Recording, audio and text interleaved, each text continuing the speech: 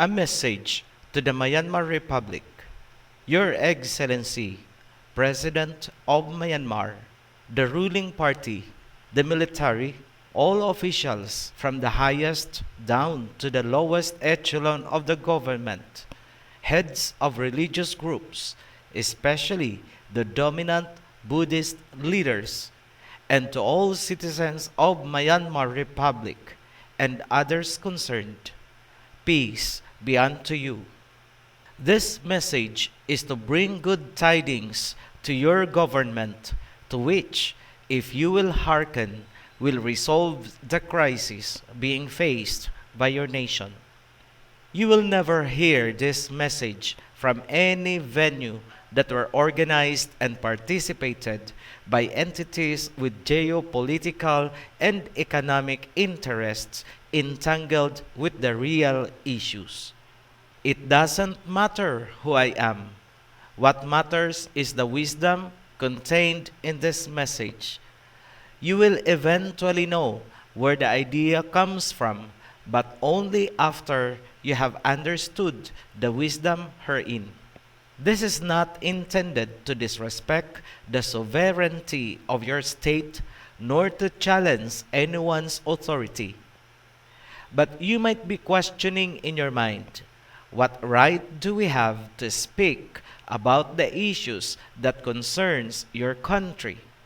The answer is simple. We are one family riding on the same boat, a boat that is not our own. With due respect, Mr. President, you also need to further understand that from our perspective, there is no sovereign human being and no sovereign government other than the one that controls the natural forces of the universe. Pardon the seemingly mystical premise, but I am talking from a standpoint that is different and well above the sphere of corrupted global geopolitics. In the past decade, we have observed this lingering issue in your country that has now culminated.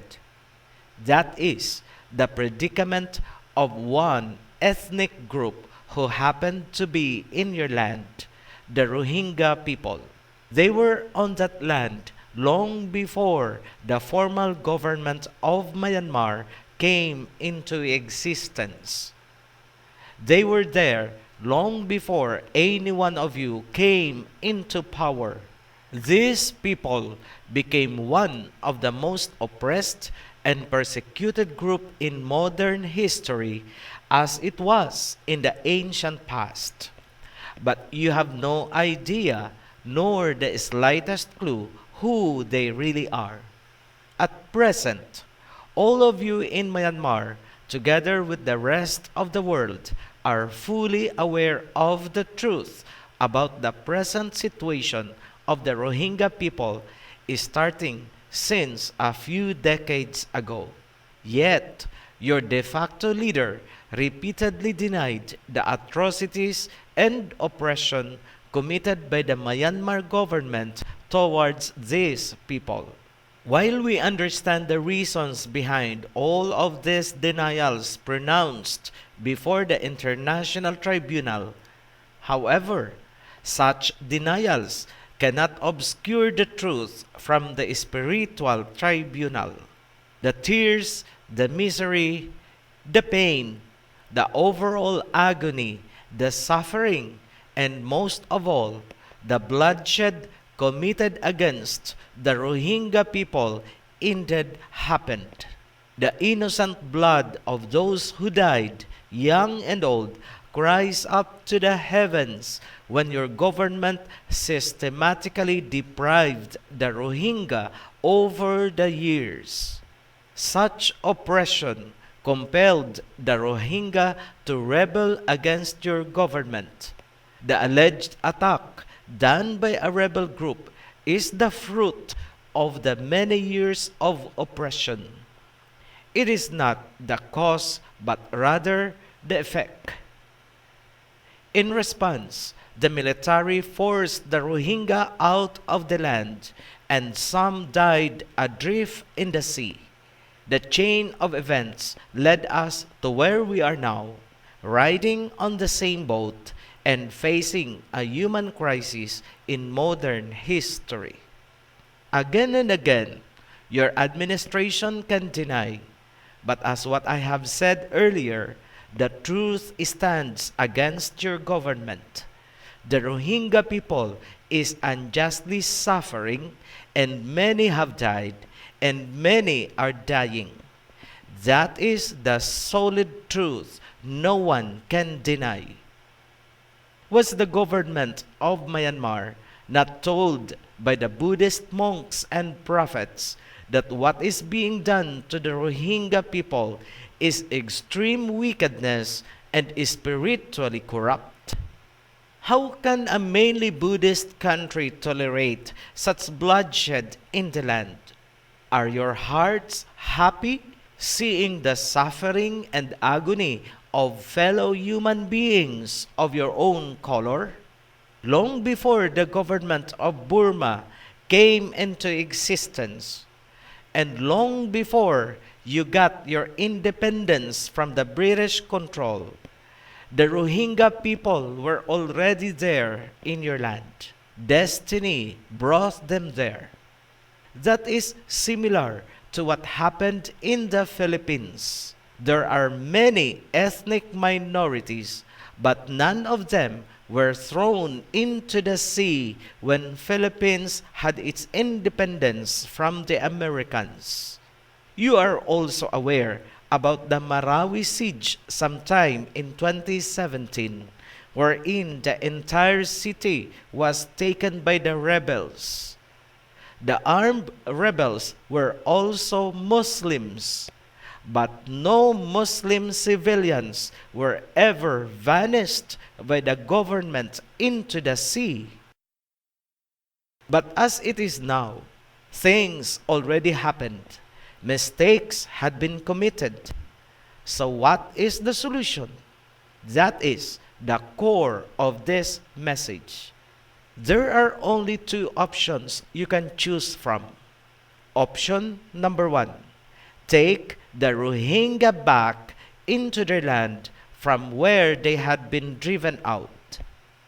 Option number two: deny and pretend as if there are no suffering Rohingya people. Should the government of Myanmar choose option number one, that is, allow the Rohingya people to go back home, here are the important considerations, or shall we say, reminders.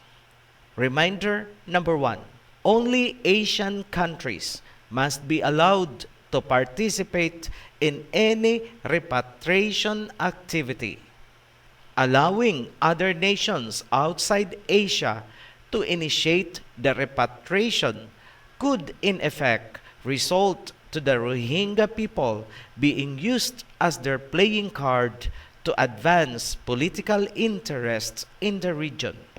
Remember the position of Russia and China on the issue. The Rohingya crisis is an internal issue that should be resolved by Myanmar with the cooperation of the neighboring countries in Asia. Consider this scenario.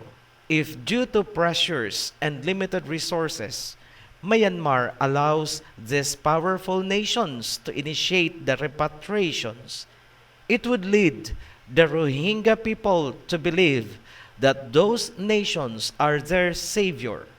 And here are the possible future repercussions with that kind of sentiment.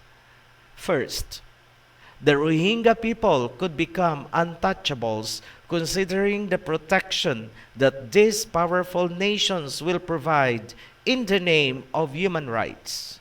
While the Rohingya are on that protected state under the care of other non-Asian nations, Myanmar might gradually be out of control and eventually lose the Rohingya into the hands of these powerful nations. Second, the Rohingya, out of gratitude, could be willing to give up their lives to comply with the wishes of the powerful nations whom they consider as their saviors. Thus, they will become blind followers, supporters, and compliant to the wishes of their savior. That is the starting point wherein Rohingya could become a political playing card of these nations in the region. Third, the Rohingya people could be used as political group with remote possibility of becoming a puppet Rohingya nation fully supported and backed up by powerful nations. As such, they could become a possible future source of political instability in the region. Those are the possible reasons why Russia and China are opposing repatriation options being initiated by other powerful nations outside of Asia. Maybe, just maybe, they are basing on the Taiwan and Hong Kong experience for their decisions. They know for a fact that Myanmar is not prepared to handle a similar situation. Reminder number 2. Avoid strategies that would make Myanmar indebted to the non-Asian power nations. It is not true that China and Russia do not care about the plight of Rohingya people. They just want the crisis to be taken out from the global stage and be resolved internally with the cooperation of neighboring Asian countries. Those are the two most important reminders or considerations that should be taken into account by Myanmar. Certainly, there will be chaos at the start, but with proper information campaign, the people of Myanmar will understand and accept their brothers. Let not religion be an obstacle, for only then peace will prevail among your people. Blessings will come into your land, as peace is the precursor of prosperity. The Asian family should work towards unity and peace in the region so that the sons of Shem will have strength to face what lies ahead. Now, what happens if Myanmar government chooses option number 2? That is, deny and pretend as if there are no suffering Rohingya people. Once again, this message is not in any way commanding nor insulting anyone's authority, but in the name of humanity and in behalf of the lost human lives, let it be known to Your Excellency, the President, the military, the rest of the officials, the Buddhist monks, the citizens of Myanmar, and the rest of the world, hearken to this message.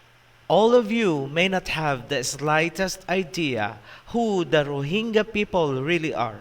Historians could not fathom the complexity of human movements and migrations from the ancient past. Expectedly, heads of state of the Asian countries are unaware where in the Asian family tree each nation emanated during the Bronze Age. But there is one simple way to do this. Look at your skin color. Look at the skin of your citizens. And look at Rohingya people. Notice that your color is not far from one another. The pigments of your skin, the melanin, tells who you are and who they are. Look into the eyes of your citizens and look into the eyes of Rohingya people. You will discover the single most important truth. You are all men of colors. You are brothers who descended from one single family tree, one bloodline, the Shemites or Semitic people. One family that were separated. So what is the root cause that is dividing the Shemite family of nations and causing all of these troubles? In one word, religion. For all of human history, these religions divided humanity and had caused the loss of millions of human lives in the past, at present, and in the future. Why is this so?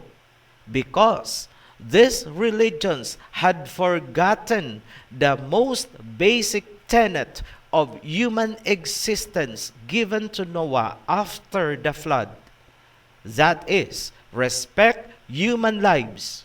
Instead, these religions had become political machinery and systems of discrimination and oppression. That is what exactly happened not only in Myanmar, but to the rest of the world. Do not let religion divide the people, but rather be advocates of peace and unity. The monks, if indeed are spiritually gifted, should have been advocates of peace and unity and not acting as political propagandists. In the same manner, the military should not allow themselves to be used as armed group to advance religious interests and ideologies. The military should stay neutral while controlling friction and altercations between religious groups. They must be there to protect human lives regardless of religious affiliations. Should your administration continue to oppress the Rohingya people, as what the Pharaoh of ancient Egypt had done in the past, then be it so severely, the sovereign spiritual tribunal will vindicate them. Your Buddhist monks and prophets should have advised that. Once again, Your Excellency, Mr. President, be it known what is expected from your government. Let the Rohingya people go home in the land from where they had been driven out. It was destiny that brought these people into your land. Treat them with human dignity and privilege, at least equal to the people you have considered as citizens of the Myanmar Republic. Let it be done swiftly, safely, and without delay. Any nation who will tolerate and will turn a blind eye on the predicament of the Rohingya people will be equally stricken by the spiritual and natural forces of which no man has control. Very surely, Your Excellency, Mr. President of Myanmar, the one that is supreme and sovereign, will demand accounting for every life and every bloodshed from man and animals. Your Buddhist monks should have known that. Rectify the wickedness committed in your land the soonest and not wait for the spiritual and natural forces to render justice and vindication to the oppressed. For surely it will be a painful one. Thank you, Mr. President.